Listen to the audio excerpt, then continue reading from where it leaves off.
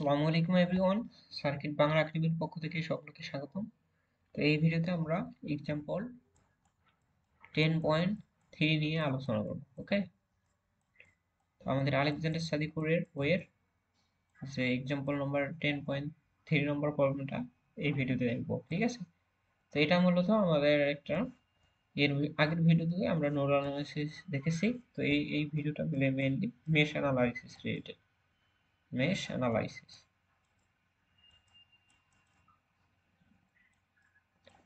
ঠিক আছে।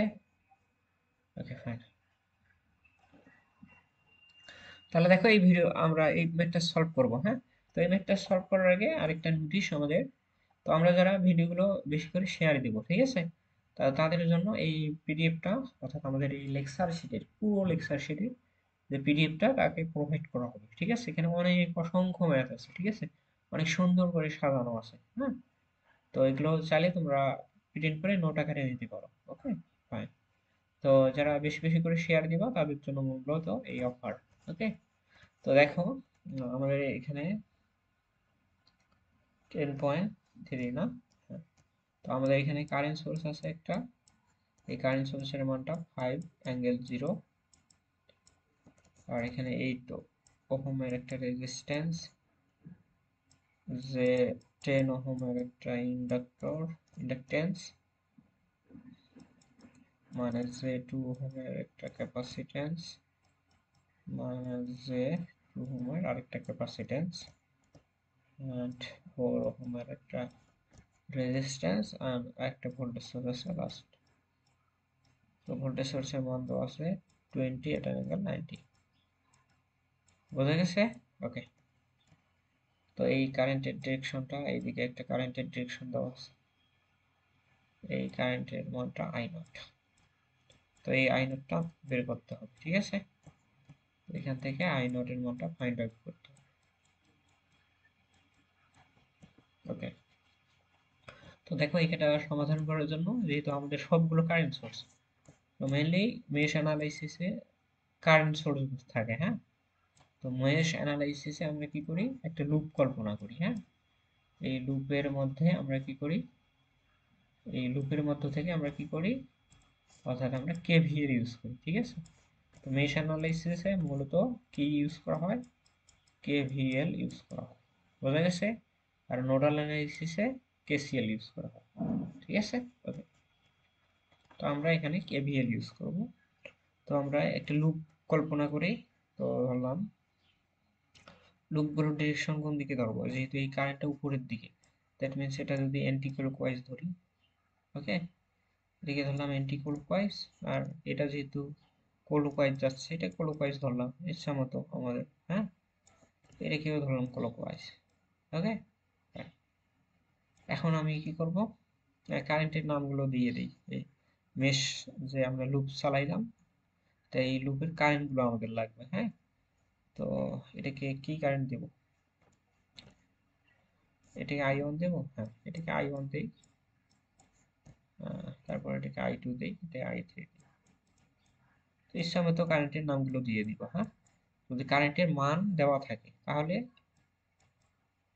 কারেন্টের, যদি এইভাবে লুপ যদি কারেন্টের মান দেওয়া থাকে তাহলে ওই মানটাই আমাদের ফিক্সড, আর যদি না দেওয়া থাকে তাহলে ইচ্ছা মতো নাম দিব। হ্যাঁ, তাহলে আমি কি করব, আমি এখানে একটা কাজ করি। হ্যাঁ, তাহলে লুপ, অর্থাৎ লুপ 1 এবং 2 তে কেভিএল ইউজ করি। লুপ লুপ 1 এ আমি যদি কেভিএল ইউজ করি, লুপ 1 এ কেভিএল ইউজ করি।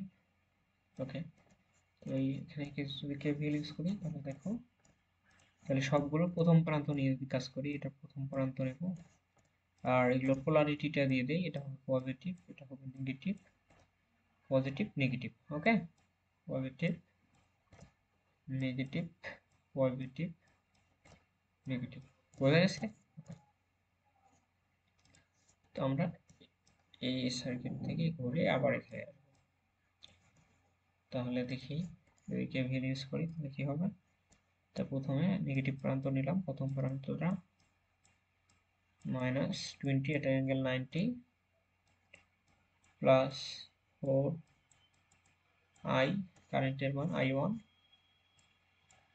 4I1, ঠিক আছে। তারপর এই যে এই ব্রাঞ্চেসটা অর্থাৎ -J2 ক্যাপাসিটেন্সটার মধ্যে দুইটা আমাদের কারেন্ট বিদ্যমান, হ্যাঁ, এর মধ্যে দুইটা কারেন্ট বিদ্যমান। দেখো একটা কারেন্ট অর্থাৎ I1 কারেন্ট এই দিকে ফলো করতেছে উপর থেকে নিচে, আর I3 কারেন্টটা এই দিক থেকে এসে এটা উপর থেকে নিচের দিকে ফলো করতেছে। এটা হলো I3 কারেন্ট আর এটা হলো I1 কারেন্ট। তাহলে দেখো দুইটার ডিরেকশন সেম, তাই না? ডিরেকশন যদি সেম হয় তাহলে আমরা কি করব, যোগ করে দেব, হ্যাঁ, কারেন্ট দুইটার মান দুটিকে যোগ করে দেব। Okay fine. তো এখান থেকে আমি লিখতে পারি মাইনাস, আমাদের সরি প্লাস দিলাম। তো আমাদের ক্যাপাসিটেন্সের মান J2 ওহম, এর সাথে কারেন্টের মান দুইটা আমরা কি করব, যোগ করে দেব, হ্যাঁ। একটা I1 কারেন্ট আর একটা কত, I3 কারেন্ট, তাই না? এবং I3 কারেন্টটা বেশি কত, এখানে আরেকটু লক্ষ্য করতে হবে। এই I3 কারেন্টটা মূলত এইটা না, কারণ এটাই তো এই সার্কিটটি ফলো হবে, তাই না? তাহলে অন্যভাবে আমরা বলতে পারি, এখান থেকে বলতে পারি I3 কারেন্টটা কত, 5 ∠0।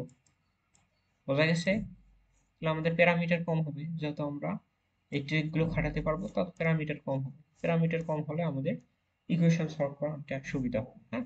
তাহলে কারেন্টের মান দুটো অর্থাৎ যোগ করে দেই, একটা I1 কারেন্ট প্লাস 5 অ্যাম্পিয়ারের কারেন্ট, অ্যাঙ্গেল দেওয়ার প্রয়োজন নেই, যেহেতু 0 ডিগ্রি, ঠিক আছে। তারপর আরেকটা আমাদের মাইনাস J2 ওহমের আরেকটা ক্যাপাসিট্যান্স আছে এবং এর অ্যাক্রসেও দুইটা কারেন্ট আছে। দেখো একটা কারেন্ট I1 উপর থেকে নিচে ফলো করতেছে এবং এটা I2 কারেন্টটাও এখান থেকে উপর থেকে নিচে ফলো করতেছে। দ্যাট মিন্স দুইটা ডিরেকশন সেম, একই দিকে। দ্যাট মিন্স আমরা যোগ করে দেবো, হ্যাঁ, I1 প্লাস I2। বোঝা গেছে কি না এই নোডাল অ্যানালাইসিস, সরি মেশ অ্যানালাইসিসটা বোঝা গেছে কি? তো আমরা ডিসি সার্কিটে এগুলো ওভারঅল দেখেছি, হ্যাঁ। Okay. তো এখন আমরা কি করব, জাস্ট একটু সিম্পলিফাই করব। আই গুলোকে একদিকে নেব, জে গুলোকে একদিকে, সরি I1 গুলোকে একদিকে নিয়ে এবং J2 এর কম্পোনেন্ট গুলোকে সবগুলো একত্রে নিয়ে আমরা একটা ইকুয়েশন ফর্ম করব, ঠিক আছে। তো I2 I1 যদি কমন নেই সবগুলোর, I1 কমন নিলাম, তাহলে I1 কোথায় কোথায় আছে মার্ক করি। এখানে I1 আছে, এটার সাথে এটা গুণ করলে I1 পাবো, তারপর এটার সাথে এটা গুণ করলে I1 পাবো, তাই না? তাহলে I1 কোথায় পাবো, তাহলে 4, আর এটার সাথে এটা গুণ করলে মাইনাস J2 ওহমের একটা I2 পাবো, এটার সাথে এটা গুণ করলে এখানে মাইনাস J2 ওহমের একটা I2 পাবো। ওকে, তারপর I2 কমন নেই সিমিলার ওয়েতে, I2 যদি কমন নেই, I2 কোথায় আছে, আর I2 শুধু একটাই, তাই না? I2 শুধু একটাই, এখানে কত পাবো, মাইনাস J2 ওহমের একটা I2 পাবো। বোঝা গেছে বিষয়টা? আরো কি I2 আছে? এখান থেকে একটা I2 পাবো, না তো I2 দেখতেছি না, এটাই কি? ওকে ঠিক আছে, তো I2 তো একটাই, ইকুয়াল কত হবে, 20 মাইনাস ছিল, এদিকে এসে পক্ষান্তর হলে প্লাস হয়ে যাবে। এবং আরেকটা প্যারামিটার আমাদের বাকি আছে, দেখো এই যে 5 এর সাথে এটা এটা যদি গুণ দেই তাহলে এটা কিন্তু আমাদের কাউন্ট করা হয়নি। তো এটা ডানে আনলাম, পক্ষান্তর করলাম। তো এটা যদি পক্ষান্তর করি তাহলে কি হবে, এটা প্লাস মাইনাস মাইনাস, না মাইনাসটা এখানে এসে প্লাস হয়ে যাবে, যে 10 পরে দেখিনি 10। বোঝা গেছে এটা? ওকে, তো এই হলো বিষয়। তো এখন আমরা এটাকে ইকুয়েশন, এই ইকুয়েশনটা ক্যালকুলেটরে ক্যালকুলেট করব, হ্যাঁ। ক্যালকুলেট করলে আমরা একটা মান পাবো, এখান থেকে একটা আমরা মান পাবো, হ্যাঁ। তো এটাকে আমি যদি এই ফর্মটাকে আমি চাইলে রেক্ট্যাঙ্গুলার নিতে পারি, হ্যাঁ। তো এটাকে রেক্ট্যাঙ্গুলার নিলে আমাদের কি হবে বলতে পারবা, যে কত হবে, যে 20 হবে, এটা বুঝতে পারছো? এটা একটা আমাদের আরেকটা ফর্মুলা আছে। যদি কোনো একটা ফাংশন যেমন যে এইট ধরলাম, জেড কে যদি আমি রেক্টেঙ্গুলারে লিখি, পোলার ফরম্যাটে লিখি, 8 ∠90 হবে, বোঝা গেছে? আর মাইনাস জেড কে যদি আমি রেক্টেঙ্গুলারে লিখি, তাহলে এটা কি হবে?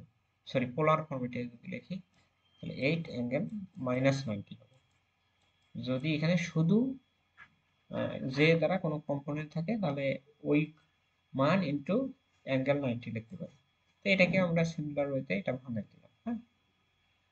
এই মানটা একটু মাথায় রাখবা, ব্যাস এটাকে আমি ভাঙাই দিলাম এইটাকে, ওকে? আর এখানে যে কত আছে, যে 10 আছে, তাহলে একবারে যদি যোগ করে দেই তাহলে মানটা, পুরো মানটা কত পাবো? যে 30 পেয়ে দেবো। কি বোঝা গেছে? ওকে, এই ট্রিকগুলো একটু অ্যাপ্লাই করা লাগবে, হ্যাঁ? তো এখান থেকে আমরা ইকুয়েশন পেয়ে যাব। তো এখানে আরেকটু সিম্পলিফাই যদি করি, তাহলে এটা যদি সিম্পলিফাই করে I1 অফ 4 - j4, তাই না? দুটো যোগ বিয়োগ করো, plus plus minus minus j2 I2 equal to j30। এটা একটা 1 নম্বর ইকুয়েশন, ফাইন। তো সিমিলার ওয়েতে লুপে করবো, হ্যাঁ, দ্বিতীয় লুপে। তো ভিডিওটা অনেক লেন্দি হয়, আমি নেক্সট ভিডিওতে আমরা কি করব, লুপ 2 তে কেভিএল ইউজ করব, হ্যাঁ? ওকে। এবং ভিডিওগুলো ভালো লাগে থাকলে অবশ্যই আমাদের চ্যানেলে সাবস্ক্রাইব করবা, এবং পিডিএফটা পেতে হলে শেয়ার, বেশি করে শেয়ার করবা। তো আজ এই পর্যন্তই, আল্লাহ হাফেজ।